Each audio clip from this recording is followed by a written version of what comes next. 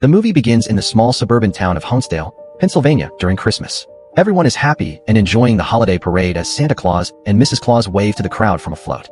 Mrs. Claus looks beautiful and cheerful. The woman playing Mrs. Claus is Samantha Kane. But Samantha has a dark mystery in her life. She cannot remember anything from before the last 8 years. She says it feels like she was born only 8 years ago. 8 years earlier, Samantha woke up alone on a beach with no memory of who she was. Sometimes, she stares at the scars on her body, wondering how she got them, but she can never remember anything. Her ID said her name was Samantha Kane, but nobody could confirm if that was really her identity. Now, she works as a school teacher and takes care of her young daughter, Caitlin. But she still doesn't know who Caitlin's father is. Samantha is also dating a man named Hal. At first, Samantha hired expensive detectives to search for her past, but now she can only afford cheap ones. Caitlin's favorite toy is a teddy bear named Mr. Perkins, a name her mother gave him. That night, Samantha and her family hold a warm Christmas Eve party at their house. Everyone is laughing and enjoying the celebration. Later that night, Samantha is driving an older friend home because he is too drunk. While he is distracting her, she loses control of the car and hits a deer. The man dies instantly in the crash, and Samantha is thrown through the windshield. She is badly hurt and confused. While she is dazed, she starts seeing flashes of memories from a life she cannot remember. She notices the deer is still alive and suffering. Without thinking clearly, she walks over and quickly ends its suffering by snapping its neck. Even she is shocked by how calm and precise she is. After that, she collapses. At the hospital, Samantha has a strange dream. She sees herself standing in front of a mirror. Her reflection talks to her and asks for a cigarette. When Samantha says she doesn't smoke, the reflection replies that she used to. It then tells her that her real name is Charlie, and that her past is starting to return. Meanwhile, at a prison called Jersey Correctional Facility, a scarred man with one eye named One-Eyed Jack is watching the Honesdale Christmas parade on TV. When he sees Samantha on the screen, he freezes in shock as if he has seen a ghost.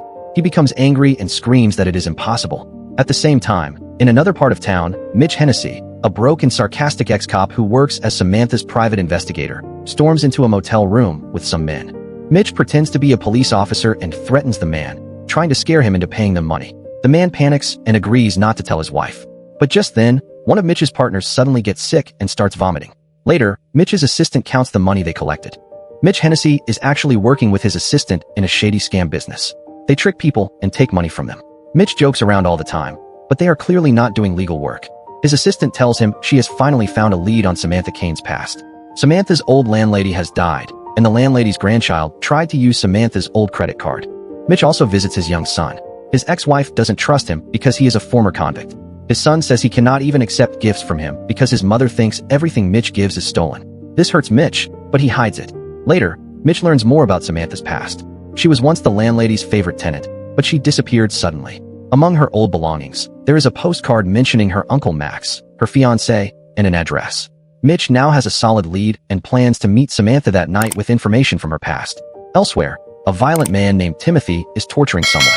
He has a strange ability to tell when people are lying.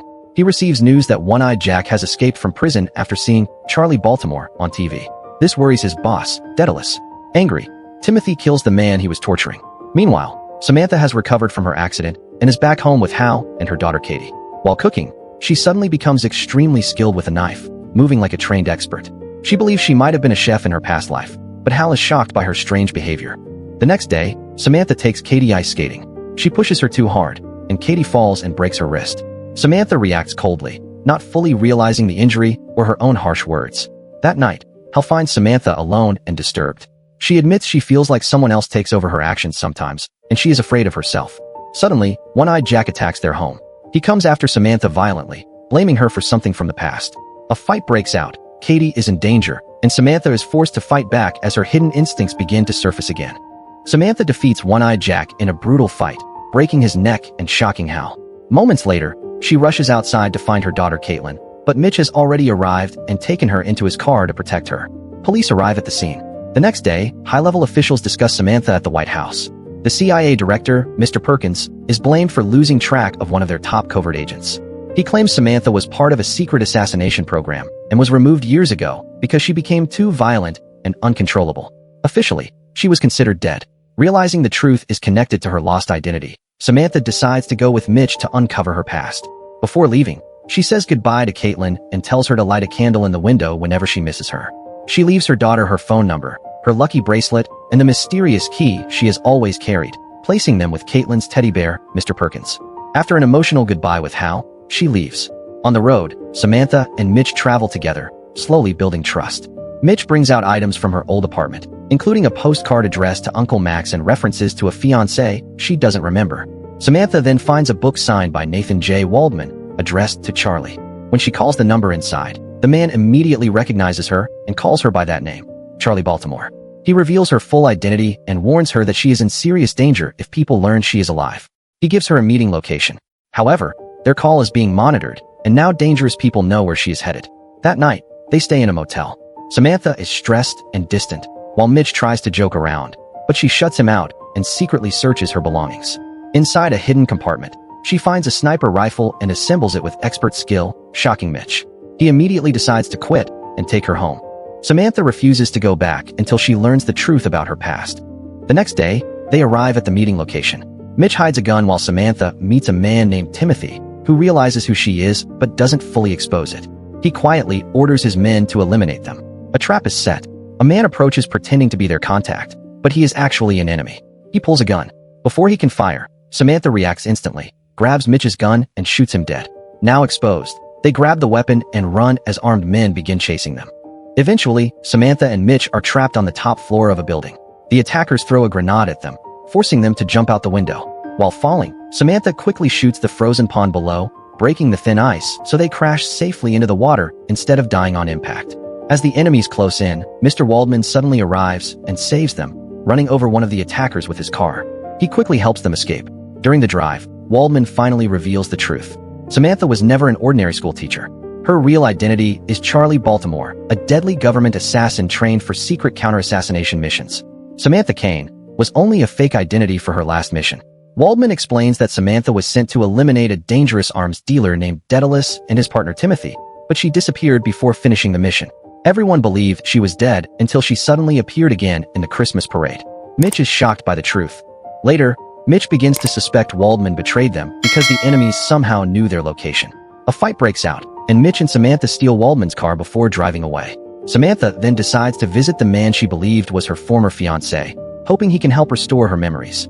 At first, the man acts happy to see her, but Mitch immediately feels something is wrong. Soon, Waldman catches up to them and reveals the shocking truth. The fiancé was never Samantha's lover. He was actually her assassination target. The postcard Samantha found contained coded messages, and engagement was code for an upcoming kill mission.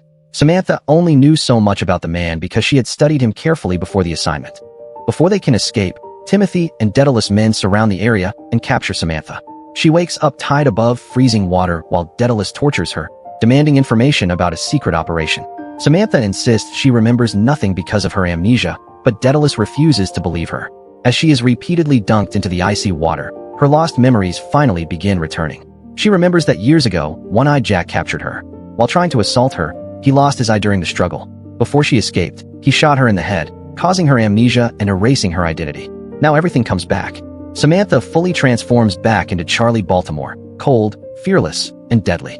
While underwater, she remembers that Waldman always carried a hidden backup gun. She secretly frees one hand, grabs the weapon, and the moment Daedalus pulls her back up, she shoots him instantly. Breaking free from the ropes, Charlie stands over the wounded Daedalus as he desperately begs for mercy. He calls her Samantha. But now, Samantha is gone. Who's Samantha? After regaining her memories, Charlie rescues Mitch from the facility where he has been brutally tortured. They hide in a hotel, where Mitch sees Charlie completely transform back into her old self. She cuts and dyes her hair blonde, puts on makeup, and fully becomes the deadly spy known as Charlie Baltimore again. Mitch struggles to accept that the kind school teacher Samantha Kane is gone, but Charlie insists Samantha was only a fake identity created for her mission. Charlie then contacts CIA Director Mr. Perkins, saying she successfully eliminated Daedalus and wants a debriefing. However, she refuses to reveal her location. Unknown to her, Perkins is secretly working with Timothy. The two men fear Charlie may know too much about a classified operation called Honeymoon, so Perkins orders Timothy to kill her within 24 hours. Charlie suspects Perkins betrayed her, so she sets a trap using a public phone booth. When assassins appear exactly where she predicted, she confirms Perkins is hunting her.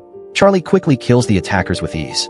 Later, Mitch confronts Charlie about abandoning her old life and pretending Katie no longer matters to her. At first, Charlie acts cold and distant, claiming Samantha's family means nothing to her anymore. But deep down, she still cares. Charlie reveals she needs the key hidden on Katie's teddy bear to access money and fake identities from a safety deposit box. She and Mitch secretly return to Honesdale.